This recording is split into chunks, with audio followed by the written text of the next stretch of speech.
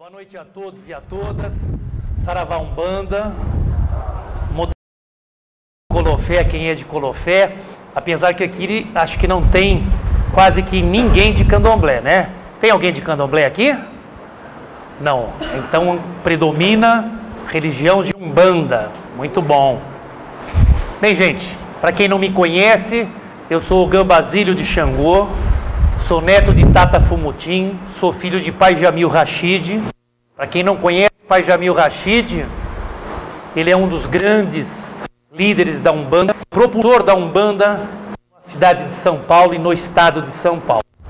Pai Jamil veio para cá na década de 38, 40, era filho de Pai Jaú. Pai Jaú foi o grande ícone da nossa querida Umbanda aqui na cidade de São Paulo. E nós começamos, quer dizer, eles começaram a Umbanda, começaram a propagar a Umbanda naquela época, uma época muito difícil, uma época em que o que predominava no estado de São Paulo e na grande maioria dos estados do Brasil era o catolicismo, não é? Mesmo porque com o advento de outras constituições, quem predominava era única e exclusivamente a religião predominante, que era católica, né? O Estado não permitia que tivesse uma outra religião, todos eram obrigados a seguir o catolicismo, não é? Depois com o advento de novas constituições, passou a nós termos um Estado laico, né? E aí sim passou a começar a aparecer as outras religiões. Antigamente existiam outras religiões também, mas eles faziam os seus trabalhos, faziam as suas oferendas, tudo escondido, né? Mesmo porque os escravos, eles eram muito milongueiros, não é? E eles faziam todos os trabalhos também de forma bem camuflada. Quando os senhores feudais colocavam eles naquelas cavernas para que eles ficassem lá de castigo, eles já começavam se unindo e fazer as mirongas dele para poder conseguir sair daquela cena delituosa que eles estavam sendo cometidos, não é? E são pessoas que vieram no navio negreiro, sofreram muito. Aqueles que chegaram aqui no Brasil tiveram um sofrimento muito grande e desbravaram esse nosso Brasil. Aqueles que não tiveram a grata satisfação de chegar aqui no Brasil eram lançados ao mar e eram lá deixados para os tubarões, não é? E a Umbanda veio crescendo, meus irmãos. A Umbanda cresce, cresce. Hoje nós estamos com 106 anos de Umbanda. É uma religião nova. Umbanda é uma religião genuinamente brasileira. Nós temos que nos orgulhar, é a única religião genuinamente brasileira. O Candomblé, todos vocês sabem, é uma religião muito antiga, né, mas é uma religião africana. A Umbanda é uma religião genuinamente brasileira. Houve uma miscigenação do catolicismo com o hinduísmo, e aí sim essa miscigenação começou a dar origem à Umbanda, né, com o kardecismo. Então começou a Umbanda. E a Umbanda veio crescendo, crescendo, crescendo. E eu, minha vida de 32 anos para cá, sou advogado criminalista em São Paulo e sou filho de Meia-Lorixá também. Portanto, sou uma pessoa nascido e criado no seio da Umbanda. Mamãe, eu sempre brinco nas minhas palestras em dizer que sou um pouco mais velho de espiritualidade do que de idade, né? Porque no ventre da minha mãe, eu já estava lá na prática da caridade, rodando nos terreiros de Umbanda, né? Mesmo lá na bolsa dela, eu estava lá sambando. E nasci no seio da nossa religião. Portanto, tenho essa religião, um amor muito grande, meus irmãos. Um amor assim...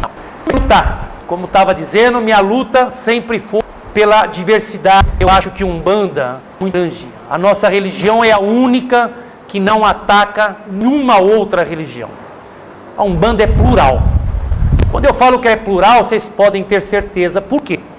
Porque nos nossos trabalhos, as pessoas adentram nas nossas casas, sentam, adentram, tomam seus passes, voltam para os seus lugares, terminam o trabalho e vão embora. Questionados por ninguém. Nenhum padre santo chiitense pergunta se alguém aqui é de outra religião. E também não colocamos na cabeça de ninguém que ele deva seguir a nossa religião. Umbanda é isso, Umbanda é caridade. É portas abertas, pronto socorro da caridade, 24 por dia. E comecei o meu trabalho. Depois de formar, comecei uma luta muito grande. Meu pai era preso, foi preso várias vezes. Antigamente, quem predominava, mesmo dentro do Estado laico, era uma intransigência muito grande que tinha com a Umbanda. O Estado não permitia, a Cúria, ela não permitia que outra religião começasse a crescer e a aparecer nesse contexto religioso. Delegacia, antigamente, existia uma delegacia que é a delegacia de costumes. E os pais e mães de santo tinham que provar que ele realmente podia. Eles achavam que essa incorporação é coisa, sabe, psicológica. Eles não entendiam direito, eles achavam que a pessoa tinha um problema de cabeça, era um problema mental. Então essa delegacia, ela começava a cadastrar pais e mães de santo, tá entendendo? E essa delegacia dava autorização se ele conseguisse provar realmente a mediunidade dele. Era absurdo, né? Era uma coisa assim, uma coisa absurda. Quando não tinha esse tipo de procedimento, eles eram presos. Eram presos por essa delegacia de costume, eram levados para a delegacia, eram autuados em flagrante. Antigamente era um processo contravencional, mas existia um processo, não como um processo normal, um rito normal, mas um procedimento sumário, né? Contravencional. E eram presos, tinham que pagar fiança. Quando na maioria das vezes não tinha fiança, ficava lá 3, 4 dias e o juiz sim dava autorização para colocar em liberdade sem um pagamento de fiança. Então foi uma luta muito grande. E a Umbanda veio crescendo, e a Umbanda veio com toda essa intransigência, ela veio crescendo, a Umbanda, o Candomblé. O Candomblé é sempre um pouquinho mais escondido, porque o Candomblé eles ainda não tinham aceitação no Brasil. Entendeu? Mesmo porque tem todos os dogmas deles, os predicados, os nomes indígenas, e ainda não era permitido. A Umbanda já começava a querer aparecer. E aí nós tivemos, acho que a história da Umbanda todos vocês conhecem, há 106 anos, quando o Fernandino de Moraes, Zélio de Moraes, né, há 106 anos atrás, ele registrou a primeira federação. Então aí nós começamos a contagem da época que nós estamos com documentos, porque 106 anos, meus irmãos, é a parte documental. A Umbanda existe há muito mais tempo, incorporação existe há muito mais tempo, a gente não sabe nem qual que é a época certa. Mas nós tomamos por base quando o Fernandino de Moraes fez o primeiro registro no Rio de Janeiro, que é o Pai Zélio de Moraes, né, que é o representante da Umbanda para nós, e foi lá e fez o seu primeiro registro. E aí sim começamos a contagem dos 106 anos da data de aniversário da nossa querida Umbanda, que é no dia 15 de novembro. Uma data, inclusive, reconhecida pela Dilma. Nós tivemos o reconhecimento, o sancionamento da lei, da data oficial no Brasil, no dia 15 de novembro. Então, daí para frente é que nós começamos a contagem nossa e começamos a comemorar o nosso aniversário nessa data. E o meu trabalho sempre foi esse, meus irmãos. Eu sou um Ogã confirmado, eu não sou pai de santo, não sou mãe de santo, obviamente, mas o meu trabalho é em defesa deles. Tem um trabalho muito grande. Eu vou aqui falar alguns direitos deles, de pais e mães de santo, porque se eu for falar dos problemas, nós vamos varar aqui uma noite inteira de tanto trabalho que a gente tem. Porque a intransigência é tão grande, meus irmãos, que vocês não acreditam. Vocês não acreditam. O último processo que eu tive agora de um flagrante foi um pai de santo que foi preso com um número excessivo de cartuchos de pólvora. Olha só que absurdo. Ele ia fazer um trabalho muito grande de rua, ia colocar um grande número de pólvora para fazer um círculo, e ele estava ali com quase 2 quilos de pólvora. Realmente é um peso excessivo. E para você ter isso, tem que ter autorização do Ministério do Exército, tá entendendo? Quer dizer, o nosso povo não atina até onde que vai os nossos problemas. São problemas que não é fácil. E aí ele encai na lei do armamento, tá me entendendo? E aí é uma dificuldade muito grande, porque causa estranheza até no Ministério Público, né, na magistratura. O que é que um pai de santo vai fazer com tanta pólvora daquele jeito? Até ele se manifestar de que ele vai fazer uma grande gira de Exu e tem que fazer lá uma queima de pólvora na rua. Tem muita gente que conhece, inclusive, esse pai de santo em São Paulo, porque é uma festa tradicional, tá entendendo? É uma festa muito tradicional, uma festa de rua, inclusive. Então, meus irmãos, problemas são homéricos em São Paulo. Aqui em Santos eu não sei, acho que o nosso querido irmão Manuel aqui pode dizer, e vocês que estão aqui poderão dizer um pouquinho melhor. Mas em São Paulo, nós temos um problema muito grande com a subprefeitura. Porque nós temos, a grande maioria dos terreiros, eles têm o alvará de funcionamento religioso. Mas todas as nossas casas são consideradas estabelecimentos públicos. Esta casa, por exemplo, ela é pública. As portas estão aqui abertas, ela é devidamente documentada, ela tem estatuto. E tendo estatuto, ele passa a ser uma personalidade jurídica. Ele tem direito a tirar a CNPJ, ele tem direito a fazer um asilo, enfim, ele tem direito a fazer aquilo que ele bem entender com essa documentação. Então, por força de ser um estabelecimento público, ele encai nas leis também. Encaindo nas leis, nós temos um problema muito sério, que é o alvará de funcionamento. Muito sério. E eu posso dizer que 99% das casas não tem alvará de funcionamento. 90% das nossas casas não tem o alvará de funcionamento. Expedido pela prefeitura. Pelas federações, tudo bem, é um alvará religioso. Agora, o alvará feito pela subprefeitura, ele não tem. Então, é um problema muito sério. Porque quando tem alguma reclamação de atabaque, vai a fiscalização e eles vão querer saber do alvará de funcionamento. Tá seco.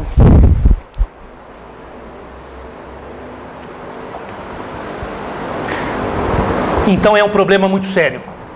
As nossas casas, para serem fechadas do dia para a noite, é a coisa mais fácil do mundo. Eu e a doutora Ana Paula, nós temos aí mais de 100 mandados de segurança contra ato de administração. As nossas casas em São Paulo, menos, e com certeza a grande maioria, porque isso é generalizado a nível Brasil, as nossas casas de Umbanda, via de regra, ela começa na nossa casa. Ela começa num quarto, depois se rebenta uma parede, aí vai mais um cômodo do lado, e aí cresce, vem mais uns 4 ou 5, começa a incorporar, já não dá mais, né, papai? Aí começa a quebrar, e assim vai indo. Isso tudo dentro de casa. A Umbanda é assim, ela começa assim, quebra uma parede, vamos indo e vai crescendo, e o nosso problema começa a incomodar. O problema que a gente tem com a vizinhança, e eles reclamam na subprefeitura, é exatamente o problema dos atabaques, não é? Problema incessante dos atabaques. Mas aqueles nossos colegas também nas igrejas dele, é um tal de sai não sei o que, sai não sei o que lá, e varam à noite, né? E varam à noite, falando cada besteira que não tem nem pé nem cabeça, fazendo aquela lavagemzinha cerebral, não é? Que é a coisa de profissional, né? Eles têm que ter o curso de neurolinguística para poder fazer aquela massagem na cabeça da pessoa, né? Enfiar a mão no seu bolso, sem você perceber. Isso é os nossos amigos, os nossos colegas, não é? Que são exatamente os que procuram a querer nos denigrir.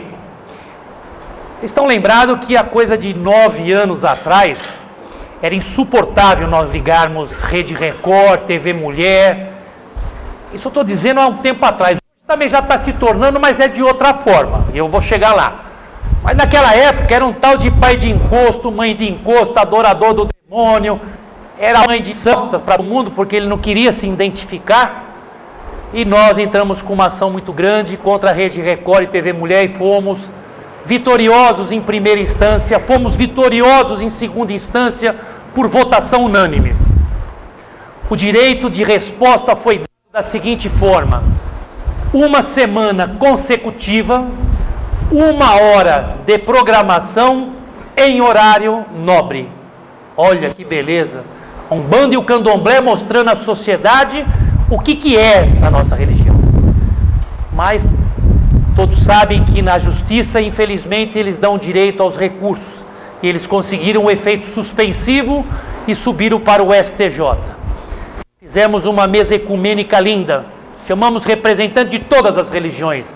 Monge Quen, chamamos o Tony Garrido para ser o apresentador, chamamos o Henry Sobel, enfim, representantes de todas as outras religiões para falar de Umbanda e Candomblé. Quando ganhamos em segunda instância, saiu o oficial de justiça de imediato e foi chamar o Edir Macedo e o proprietário da Rede Mulher e foram citados. Só que eles conseguiram um efeito suspensivo, obviamente aquele CD não entrou no ar. E nós ficamos 8 anos e meio, quase 9 anos.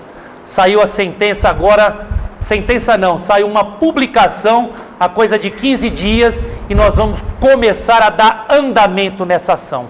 Imagine por quê, meus irmãos? Problema político. Para quem entende que Umbanda e Candomblé não se mistura a política, antigamente nós achávamos isso. A Umbanda e o Candomblé não se falava. Se falava para o meu pai de santo antigamente que nós tínhamos que se preocupar um pouco com a política, porque tudo é feito por intermédio da política, e nós achávamos que não. Casa de caridade não é lugar para se falar de política. E nós ficamos sentados esperando, e eles passaram do nosso lado, e hoje tem uma bancada que devassa a nossa Umbanda e o nosso Candomblé. Então, como eu disse a vocês, essa sentença foi publicada agora, esse despacho foi publicado agora, vamos começar a mexer nesse processo, vamos verificar se nós vamos ao ar, esperamos ir ao ar, porque ele tem que entrar em pauta de julgamento. Não temos dúvida nenhuma de que ganharemos também por votação unânime no STJ, mesmo porque não tem, está plenamente caracterizado, tá me entendendo, a ofensa à nossa religião. Esse é um dos processos. Há 15 anos atrás eu tive um processo muito grande também aqui nas águas de Iemanjá, quando evangélicos camuflados de branco, eu digo camuflados porque a vestimenta deles, todos vocês sabem quais são, não é? Aquele terninho tradicional, né? Já até ilustrado, né? De tanto que fica lá no mancebo e coloca, mancebo e coloca, mancebo e coloca, e a Bíblia debaixo do braço. E eles se camuflavam de branco e se misturavam a gente na orla marítima, distribuindo uns panfletos que se olhava, era exatamente a imagem de Iemanjá aqui da cidade Oceã. Mas a hora que você ia olhar, todo mundo pegava e olhava eles de branco, imaginava que era uma coisa bonita, né, para ser lido. A hora que você começava a ler, você tomava um choque assim, porque era uma ofensa tão grande, que dizia que aquilo é coisa da mente doentia do ser humano, que aquilo é uma lenda, tá entendendo? Sereia, isso é lenda, tá entendendo?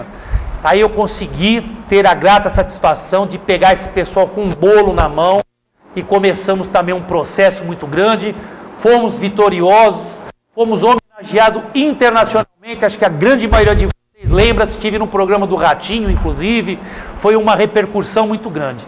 E a gente vem lutando, meus irmãos, a preocupação nossa é muito grande pela nossa religião. Precisamos de fazer, precisamos de nos unir. Mas a condição principal desse nosso encontro aqui é exatamente os direitos dos ministros religiosos. Muito bem, juridicamente, todos os pais e mães de santo têm o título de ministro religioso. A grande maioria da nossa religião não sabe disso. Eu fazendo minhas palestras pelo interior afora, via de regra, só para pais e mães de santos, só para sacerdotes, eu começo dizendo e perguntando: será que tem algum ministro religioso aqui? Se tiver, por gentileza, que se identifique. via de regra, 100, 150 pessoas, não se identifica nenhum. Aqui sim, a gente já sabe, porque vocês são pessoas que já são mais esclarecidas e que a Umbanda vem mostrando isso, tá entendendo?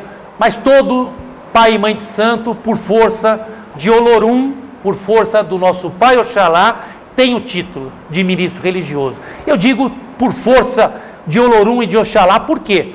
Porque nós temos, infelizmente, pais e mães de santo que não tem curso superior, não tem curso de teologia e tem, obviamente, o título outorgado por uma federação. Por quê? Porque a pessoa também ele não pode se auto-intitular. Ele não pode. Não, eu sou ministro religioso. Muito bem. Quem que lhe outorgou o título? Ninguém? Então você não pode. A pessoa, para se titular ministro religioso, ele tem que ter um título recebido de uma federação devidamente habilitada para tal. Caso contrário, ele pode ser um pai de santo ou uma mãe de santo, mas não ministro religioso. Eis aí o problema das federações. E muitos deles perguntam, mas para que eu vou fazer parte de uma federação? Tem uma série de garantias de direitos. Toda organização tem que ter direitos e obrigações. Um dos direitos é esse. E a partir do momento que você recebeu esse título, obviamente, ele terá direito a uma imensidão de coisas dentro do aspecto jurídico. Primeiro, ser sepultado no próprio terreiro, desde que o terreiro seja próprio, porque você não vai locar e vai ser enterrado, depois como você vai fazer, né? Vai tirar, vai ter que ir para a pessoa. Então tem que ser um terreiro devidamente registrado, a documentação desse terreiro tem que estar em nome da personalidade jurídica, tá me entendendo? E ele todinho quites, quer dizer, o pai ou a mãe de santo tem o direito de ser sepultado no próprio terreiro, como padres, né? Muitas vezes você vai em São Paulo, na catedral, você desce lá embaixo, tem aquelas criptas que tem um monte de padres, bispos que estão lá, tá entendendo? Enterrados. Esse é um dos direitos. Um outro direito muito importante, nós temos uma infinidade de pais e mães de santo que começam a se dedicar único e exclusivamente à religião. É um pouco difícil na Umbanda, e vocês vão entender a distinção de uma para outra. A Umbanda, como eu sempre digo, é uma religião que a pessoa vive não vive da. Uma diferença muito grande. Infelizmente, nós sabemos que nós temos irmãozinhos nossos que vivem da. A gente sabe, eu tenho recebido uma infinidade de problemas. A gente sabe que o candomblé, via de regra, eles não trabalham, quer dizer, eles não têm ofício extra religião, está entendendo? E vivem, obviamente, com as pessoas recolhidas, é o preceito deles, está entendendo? Mas a Umbanda, meus irmãos, é a religião mais, olha, se existe uma religião pura, é a Umbanda. Não existe melhor.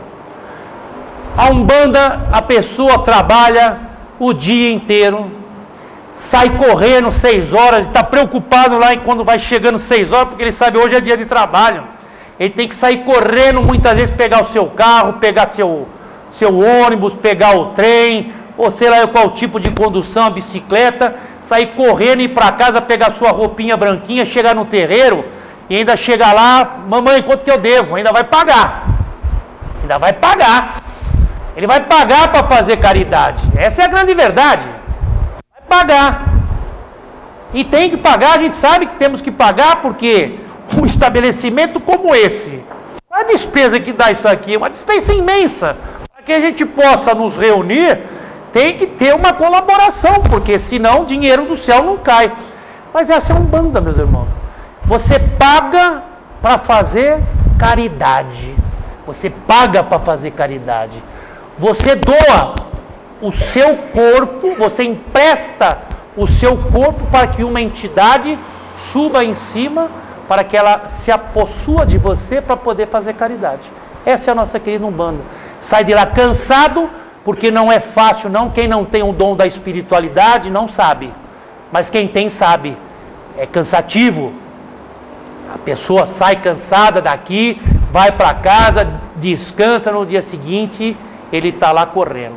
Então, meus irmãos, tem muita gente que acha que eu sou meio pesado quando eu falo esse da religião e pra religião, mas é a realidade. Eu não sou de tampar o sol com a peneira, nós temos que falar aquilo que é a realidade. Tem pessoas que vivem da religião e tem pessoas que vivem pra religião. E a Umbanda eu tenho certeza que vive pra religião, nós vivemos pra caridade, 24 horas. Então essas pessoas que não têm nenhum trabalho pode também se favorecer do INSS. A pessoa que tem o título de ministro religioso, ele pode ir lá com o documento dele, a carteirinha emitida pela federação e o título dele de ministro religioso, ir na Previdência Social e fazer o seu cadastro como ministro religioso, pagar os seus direitos, obviamente como advogado, como engenheiro, e ter todos os direitos como ministro religioso, terá direito à aposentadoria proporcional, na totalidade, mulher com 25, 30 anos na totalidade, homem 30, 35 na sua totalidade, enfim, é os mesmos direitos do engenheiro, do advogado. Então ele tem esse benefício, um benefício que nós conseguimos com muita luta. Um outro benefício também que tem é exatamente o passaporte. Esse é um grande trunfo, porque o passaporte de ministro religioso, ele em primeiro lugar ele é recebido de forma diferente no aeroporto. Ele é um ministro religioso, ele é uma autoridade. Então ele tem sim, com essa documentação, ele apresenta todos os documentos exigidos e apresenta inclusive o seu título de ministro religioso para que ele tenha um passaporte especial. O passaporte é uma cor diferente, é vermelho, ele é totalmente diferente. Então ele já é recebido de outra forma e qualquer agente policial, quando vê a pessoa com aquele passaporte, ele já começa a tratar diferente, porque sabe que é uma autoridade. Um outro benefício que ele tem é celas individuais, celas especiais, mesmo sem ter o título universitário. Esse eu tenho certeza que ninguém, eu não quero que nenhum pai e mãe de santo tenha, tá entendendo? Eu não quero, com certeza, mas tem esse benefício sim, tá entendendo? Ele tem o direito a uma cela especial até o trânsito em julgado da sentença. Até o trânsito em julgado da sentença, ele tem esse benefício. Depois, se transitou em julgado, ele foi condenado, aí sim ele perde o direito e vai para um regime normal para cumprir as penas dele. Fora todos esses direitos, nós temos o direito de celebrar um casamento. Hoje um padre, hoje praticamente a maioria dos casamentos são feitos dessa forma. A pessoa faz um casamento na igreja com efeito civil. Acabar aquele negócio de sábado de manhã, né? Pegar o padrinho, não sei quantos padrinhos de lá, não sei quantos padrinhos de lá, aí vai tudo pro cartório, né? Aquela bagunça, e é roupa pro cartório, depois é roupa pro casamento do religioso. Então hoje aboliu esse tipo de procedimento, não é? Hoje todo mundo faz o casamento religioso com efeito civil. O padre, na hora do casamento, ele emite um documento, e esse documento você pega e leva para o cartório, e o cartório sim reconhece, tendo em vista que aquele que o fez tem poderes para tal, porque ele é um ministro religioso. E o pai e a mãe de santo que tem esse documento também tem. É controvertido? É controvertido. Quer dizer, na lei não. Na lei posso garantir que não tem controvérsia nenhuma. Tá me entendendo? Mas os cartórios criam resistência. Criam resistência porque eles entendem que tem cartório que não sabe, o diretor não sabe que o ministro religioso de Umbanda ele tem título de ministro e cria um problema. Já tivemos também que interpor mandados de segurança contra diretores de tabeliões, né, para que eles sejam obrigados a reconhecer.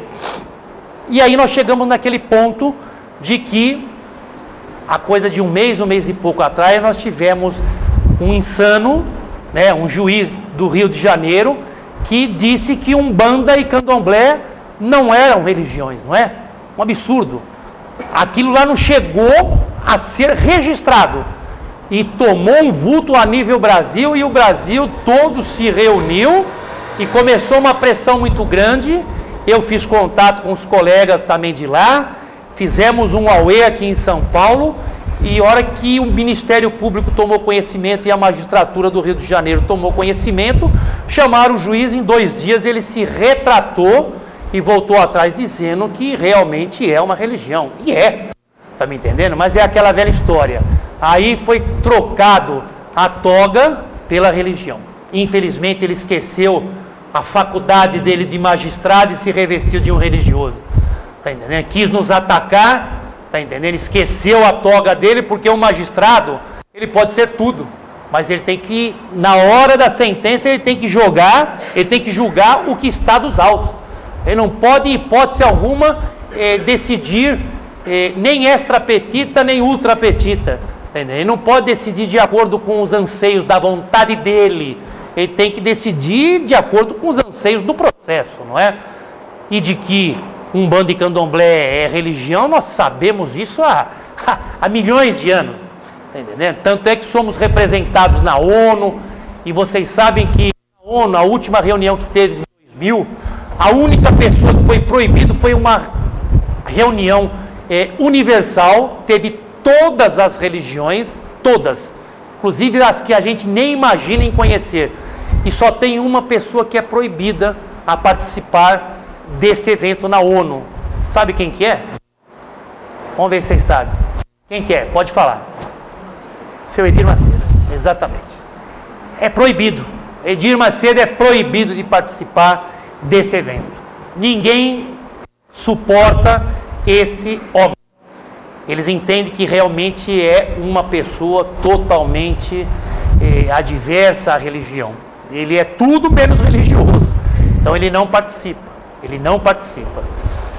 Então, meus irmãos, eu acho que os ministros religiosos têm uma faculdade muito grande. Então, eles fazem hoje também nas nossas casas, as nossas casas também fazem os nossos casamentos, a entidade vem para abençoar, porque nós tivemos já alguns problemas também, porque, olha, incorporou a entidade tal, e a entidade tal fez o casamento do fulano, dos nubentes tal e nubente tal.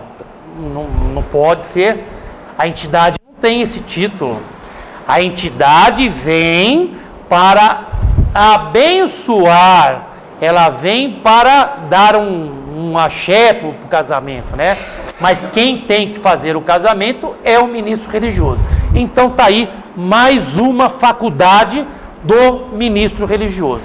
Uma outra faculdade do ministro religioso é o batismo. Então, para vocês verem que nós somos religião. Nós temos nosso sacramento de batismo, casamento, enfim, é uma faculdade muito grande que os ministros religiosos têm. Está entendendo? É uma faculdade muito grande. Nós temos outros benefícios. Hospital. São tantas as coisas que a gente... Hospital é um outro problema. É um outro problema muito sério. Entra lá a qualquer horário o padre, né? Chega o padre com a batina, entra no hospital. Chega o pastor, se identifica e chega lá, muitas vezes, a gente todo de branco, muitas vezes pode entrar porque acha que você é médico, né? Então você vai afundando, eles acham que é médico e é capaz de você entrar. Mas se ele souber que você está com conta, um fio de conta no pescoço, ele fala, opa, esse aí é macumbeiro. O senhor vai aonde? Não, eu vou ali, tem um filho de santo da minha casa, mas não pode. O horário de visita é tal. É uma outra prerrogativa que o pai e a mãe de santo, o ministro religioso tem. Adentrar nos hospitais, em cadeias públicas, obviamente desde que não perturbe o andamento das cadeias públicas. É a coisa mais normal a gente chegar em cadeia pública, tá lá os pastores, na casa de detenção, CDP, eles fazem lá o negócio deles lá, faz a reza. É normal, né? Porque hoje em dia, eu até brinco, né? Porque a pessoa faz as coisas erradas, ele evangélico, né? Evangélico hoje é moda, né? Todos vocês sabem, hoje é uma moda. Hoje é moda, ser evangélico é moda. Jogador de futebol, Robinho, não sei o que lá, o que ele é?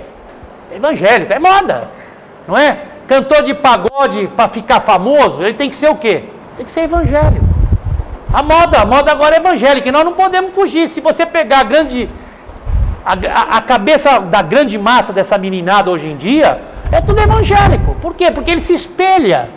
Ele se espelha em quem? Aqui em Santos, vê o Robinho. O Robinho é evangélico. Quem gosta vai ser evangélico também.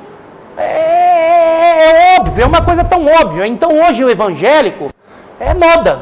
É uma moda, hoje é uma febre. É legal ser evangélico. O negócio é ser evangélico. Aí nós estamos na onda, né? Nós estamos na onda. Então, meus irmãos, é mais uma faculdade que tem o ministro religioso. E tem mais uma série de coisas, tá entendendo? Tem problemas fora todos esses direitos que o ministro religioso tem, uma responsabilidade muito grande, não é? Porque o dirigente da casa, ele tem uma responsabilidade muito grande com os filhos de santo. Eu já tive, inclusive, em uma casa, para vocês verem a responsabilidade de um pai e uma mãe de santo, até onde que vai a responsabilidade. Eu estava num evento de 25 anos de uma casa, um evento bonito, e tinha assistência e o corpo mediúnico, e eu estava sentado lá na frente. Era um evento, e aí eu cheguei na casa, tal, aquela festa, aí sentei lá, de repente começou a incorporação dos caboclos, aí de repente pula um caboclo na assistência e veio para dentro do congá. Aí rodou lá, conversou com o pessoal, foi cumprimentar a mim, e eu senti, sabe uma coisa, sabe quando o caboclo veio e deu um abraço assim, eu senti uma energia tão negativa. Pode ser, né, que seja eu, sei lá eu, mas incrível que pareça, ele rodou mais uma vez, rodou outra e pum! Pai Manuel, caiu morto, incorporado. Eu nunca vi isso, incorporado e pum! Caiu assim, eu não sou da casa, sou convidado, eu estou lá olhando, né? Estou lá olhando e vi que ele se urinou todo, quer dizer, foi um infarto fulminante. Infarto fulminante. Incorporado, hein? Eu nunca vi uma coisa dessa.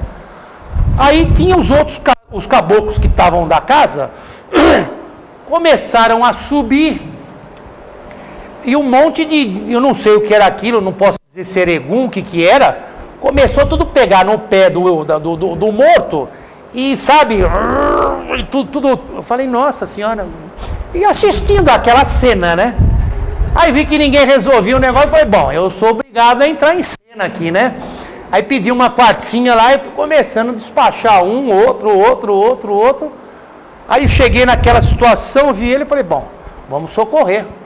Não, doutor, não pode, já está morto. Não, ele não está morto, não. Estou percebendo que ele ainda está respirando. Me ajudam aqui. Aí peguei, coloquei no meu carro. Falei, ele está com alguém? Ele estava com a irmã. A sorte que ele estava com a irmã. Falei, você me acompanha? Aí no meio do caminho, ele tem algum problema? Tá, ele tem, doutor. Ele estava fazendo tratamento no Dante Pazanese e tal. Falei, então, você sabia que ele não pode incorporar? A gente sabia, mas o senhor sabe como que é, né? Falei, bom, pelo menos, né, uma situação melhor para ir pôr um pano, né, molhadinho nas coisas. Aí cheguei no pronto-socorro, fui entrando rápido com o cara, e aí, colega? Falei, não, eu não sou colega, eu sou advogado. Porque eu estava num terreiro, porque eu estava todo em branco, e o médico achava que eu era médico também, né? E ele não estava de branco, por incrível que pareça, porque ele estava na assistência, e eu, por questão de respeito, né, aquele dia, uma visita numa casa, eu estava todo de branco. E falei, não, eu não sou advogado, é que nós estávamos num terreiro e tal, e ele ainda estava respirando e nós tentamos trazer o mais rápido possível para tentar alguma coisa, mas ele já está em óbito. Falei, é uma pena. Por que isso, meus irmãos? O que seria no dia seguinte? Estampa do primeira página de jornal. Macumbeiro morre no terreiro, tá entendendo? Fazendo não sei o que, não sei o que. É sempre aquelas estampas, aquelas coisas absurdas que falam o que não sabem. Então vocês imaginam a responsabilidade que tem? Um belo dia eu sou chamado, uma cidade do interior, pai de santo preso em flagrante. Mas flagrante por quê? O que aconteceu? Problema de pai e mãe. a mãe é evangélica, ao contrário, a mãe era do santo e o pai é evangélico. O que aconteceu? A criança teve um problema muito grave de saúde e o orixá pediu que a criança fosse recolhida. A Babaê solicitou que a criança ficasse 3 dias, tá entendendo? Juntamente com a mãe, e a criança teve que ser recolhida. O pai foi na delegacia sob a acusação de que a criança estava em cárcere privado. A autoridade policial foi, sob a denúncia de que existe uma pessoa em cárcere privado, ele entrou à força e realmente a criança estava no Roncó. É preceito, meu Deus do céu, é o lugar que ela deveria estar. Pois bem, a autoridade policial prendeu o pai de santo e 2 requerdes em flagrante delito e ainda prendeu porque no candomblé eles fazem uma cura, tá entendendo? E ainda autuou por lesão corporal dolosa. Então vocês imaginem a responsabilidade que tem um pai e uma mãe de santo. Outro problema, você tem um filho de santo recolhido, ele vem a morrer, você está aqui vivo, meu Deus do céu, eu posso fazer um buri, ficar 2, 3 dias e me dá um mal-estar e eu morrer. Aí chega o pai de santo no dia cedo lá, e aí? Tá, a pessoa está dura lá, e a responsabilidade? Estão me entendendo? Então é tanta coisa que a gente não imagina. A gente pensa que é só fazer caridade. Então você vê o que é a Umbanda? Além de fazer caridade, a responsabilidade que a gente tem é muito grande. É muito grande, meus irmãos. É grande. E somos atacados. Os evangélicos querem transformar o Brasil em uma Jesuscracia. Olha o ponto que chegou o negócio. E eles, se marcar, se nós deixarmos, eles irão transformar sim. Vão transformar sim. Porque eles estão conseguindo eleger a presidente da República. A presidente da República, todos nós sabemos, inclusive faz parte do meu partido, tá entendendo? Mas para a Umbanda eu entendo que Dilma ou Marina, para nós não vai mudar em absolutamente nada, nada. Para nós não vai mudar em absolutamente nada. Tanto faz uma quanto outra. Mas eles querem transformar o Brasil numa Jesuscracia. E vão ter uma facilidade muito grande. Porque a Marina, pelo que a gente tem visto aí nas pesquisas, aí é capaz de levar essa campanha política, não é? Mas é o que eu disse, para nós tanto faz um quanto o outro. Mas hoje, para vocês tomarem conhecimento, as igrejas evangélicas se juntaram, o PRB e o PRB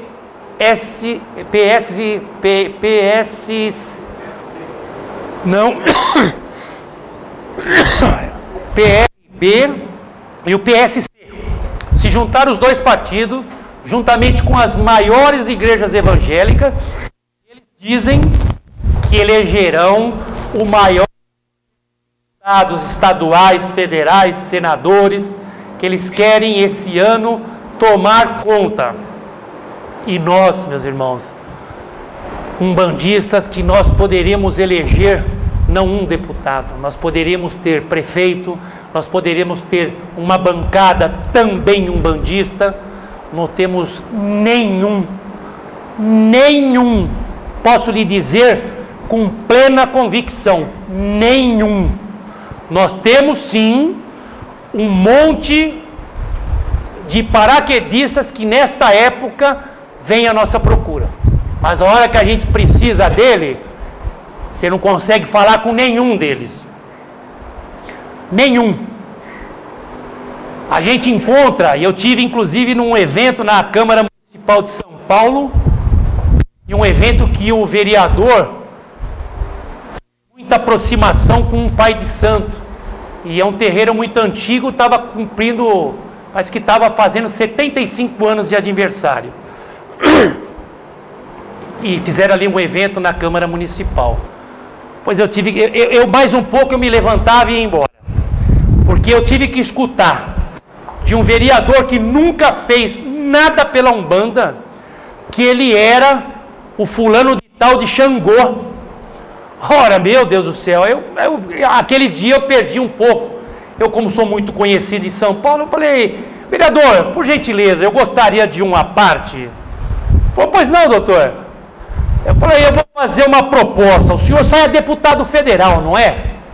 Ele falou, sim, eu saio deputado federal. Então nós vamos fazer o seguinte, o senhor concorda em nós fazermos um material de branco, e eu, o senhor, e a gente pulverizar São Paulo, inclusive com placas, na rua, o senhor dizendo que o senhor é o fulano de tal de Xangô? Ah, mas eu não posso. Ah, mas então quer dizer, aqui, no meio de um bandido, o senhor pode? Aí é fácil, né, meus irmãos? Aí é fácil, né? Nós temos Coronel Edson Ferrini. Meu pai adorava ele. Ele sempre fez a reza. A minha casa fez 50 anos, uma festa no ginásio do Ibirapuera. Festa mais linda. Hoje não fazemos porque é muito dinheiro. Sai mais de 100 mil reais. Nós levávamos o batalhão 9 de julho com 12 cavalos brancos. Exigíamos cavalos brancos da polícia militar. Eles iam para minha casa, saíam São Jorge, 600 quilos, nós temos São Jorge enorme, lindo. Saía em cima do corpo de bombeiro, nós temos a nossa casa ali em Pinheiros, é próximo do ginásio Ibirapuera. Então ele descia a rua Henrique Chalma, Avenida Brasil, ginásio de Ibirapuera. E escoltado pelos batedores, polícia militar segurando o trânsito dos batedores, os cavalos e o corpo de bombeiro e a procissão atrás. Fizemos isso 50 anos, foi a promessa do meu pai. 50 anos nós fazermos essa festa. 50. Fizemos esse evento assim, a coisa mais linda do mundo. Mas então, meus irmãos, eu só estou dizendo tudo isso para que a gente entenda do que é o que a gente vem passando, entendendo? A luta em que estamos enfrentando. Nós precisamos abrir os olhos, tá me entendendo? Uma campanha, e nós estamos em campanha. A nossa religião era apolítica, tá me entendendo? E hoje nós estamos pagando um preço alto. O vizinho daqui de nós, Santo André, na calada da noite, véspera de Natal, um dia que antecedia a véspera de Natal, a Câmara Municipal daquela cidade aprovou a imolação de animais naquela cidade. A hora que eu tomei conhecimento, no dia seguinte, eu, doutora Ana Paula, tivemos lá com o prefeito da cidade. Ele nos recebeu de pronto. Ele falou, doutor, eu já sei que o senhor veio, que já estava sabendo, porque aquilo lá já houve uma comoção no povo do santo, e nós conversamos com ele. Ele falou, doutor, eu não vou sancionar essa lei. Foi a nossa sorte, porque imagina se ele sanciona esta lei. Aí era um trabalhão para entrar com um processo de inconstitucionalidade. Aí era uma batalha jurídica toda a prova, e ia começar a abrir precedentes, porque nós não temos nenhum caso de precedente. Esse foi o primeiro que teve, mas é o que eu digo, sempre na calada da noite.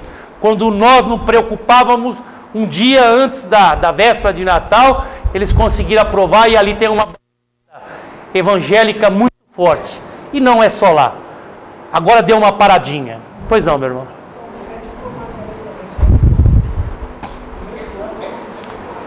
Mas não foi sancionada, né? Não foi. Eu também estou ao par. É que eu estou falando.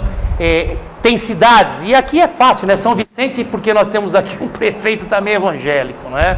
É uma facilidade, e a gente tem que ficar de olho. De olho. Ele não aprovou porque ele sabia que ele ia arrumar um problema sério, tá me entendendo? Com o corpo jurídico dele, porque seria a primeira cidade e seria uma bateria de problemas em cima dele, e todo mundo sabe que ele é evangélico. Então, quer dizer, segundo o colega disse que foi aprovado, ele para sancionar era dois palitos, né, como a gente diz, tá entendendo? Mas ele não sancionou, porque não existe nenhum lugar, tá entendendo? Porque a legislação, meus irmãos, ela os projetos de lei, isso não é aqui, tudo acontece. Teve uma época, agora deu uma paradinha, mas coisa de uns 8 meses, 9 meses atrás, todas as cidades de São Paulo, todo o interior de São Paulo, tinha projetos de lei da bancada evangélica contra sacrifício de animais. Mas sacrifício de animais do quê? Quem é que sacrifica animais? O candomblé sacrifica animal? Sacrificar é uma coisa, imolar é outra. A legislação pertinente, ela diz em maus tratos. Não existe na lei imolação nem sacrifício. Não existe. Depois tem outra. Para começarmos a discutir, a pessoa tem que entender. Ou então ser vegetariano. Porque senão não dá nem para começar a conversar. Você pergunta, você come carne? Então, meu filho, então não vamos nem parar, não vamos nem conversar. Porque você come carne, ué, o frigorífico, o que ele faz? Ele não mata? Você não come porco, você não come frangos? Ora, então, não, o que é? Onde é que está o erro? Não existe erro. Está entendendo? O problema é que a legislação, ela diz em maus tratos. Não existe nada que diz imolar, sacrificar, não existe essa lei. A legislação que eles, por analogia, tenta coibir a nossa religião, é exatamente nos maus tratos. É uma lei do meio ambiente. Eu tenho mais de 25 inquéritos policiais no DPPC lá em São Paulo. O DPPC é um departamento, e dentro desse departamento existem várias delegacias, entre elas a Delegacia de Meio Ambiente, que prende tudo quanto é pai e mãe de santo, babalorixá e alorixá, via de regra, mais problema com o candomblé, que está coisa errada, né? Muitos deles pegam o bode saindo da Kombi assim, puxa pela calçada, o vizinho tá vendo o bicho gritando, ele falou, pô, mas desbaratina, né, meu irmão? Entra com a perua na garagem, né? Mas não, o cara sai com o bicho puxando de dentro da Kombi.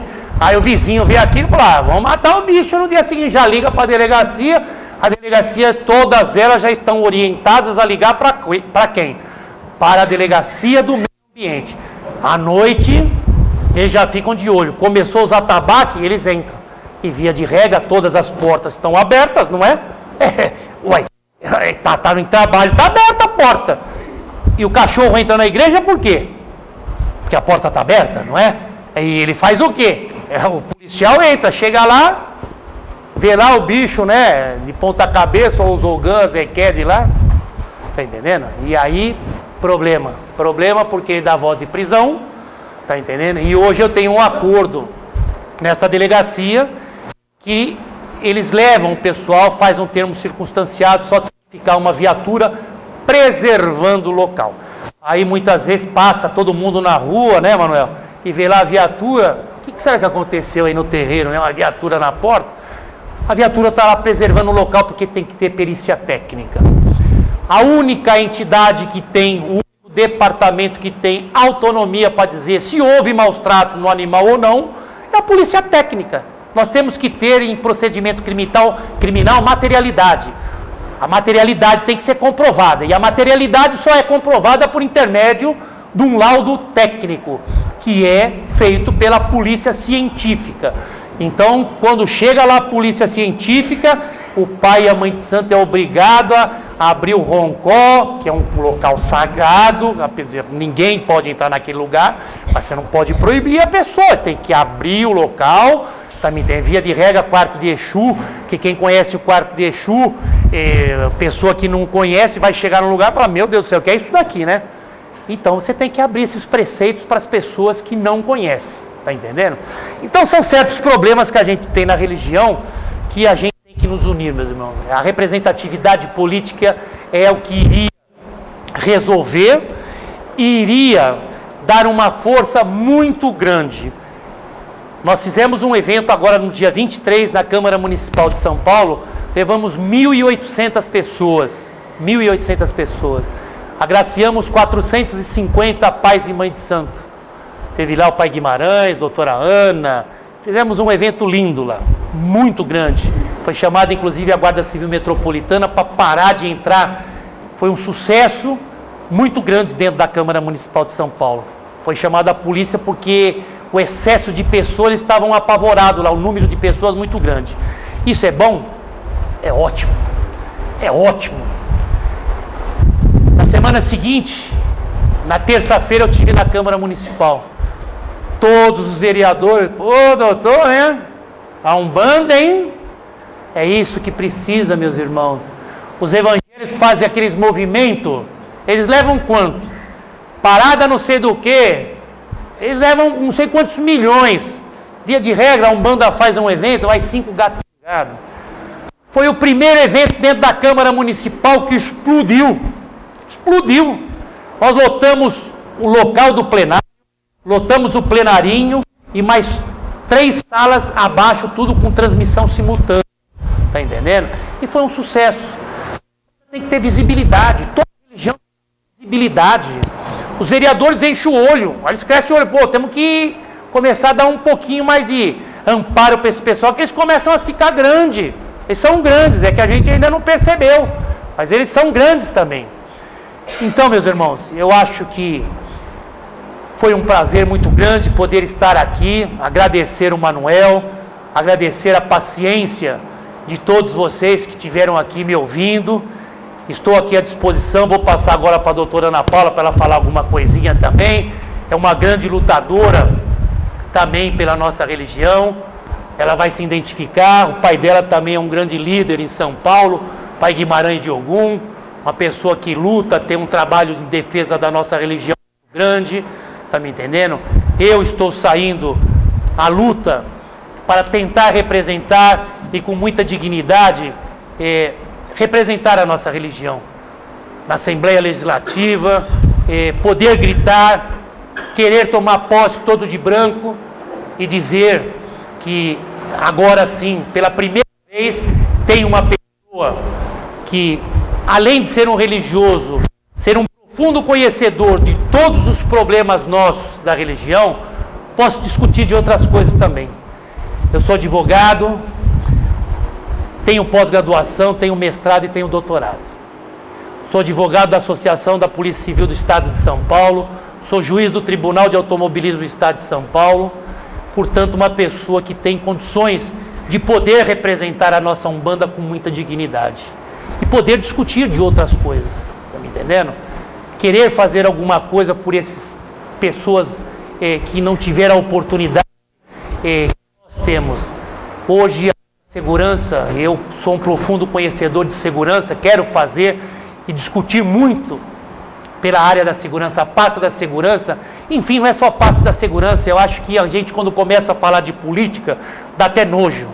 Dá até nojo porque, mas infelizmente nós não temos outra alternativa, porque aquele que não faz política, ele é comandado por político. Essa é a grande verdade. Ou você faz política ou você é comandado por político. Não existe outra alternativa, não existe o meio termo. Mas nós precisamos ter representantes nossos, lutar pelos nossos direitos, buscar incentivos. Você vê esse espaço aqui? Olha que espaço lindo que nós temos aqui. Vocês imaginam o que um deputado pode fazer aqui dentro dessa casa? Buscar em projetos de estudos, de cursos de computadores para o filho de vocês.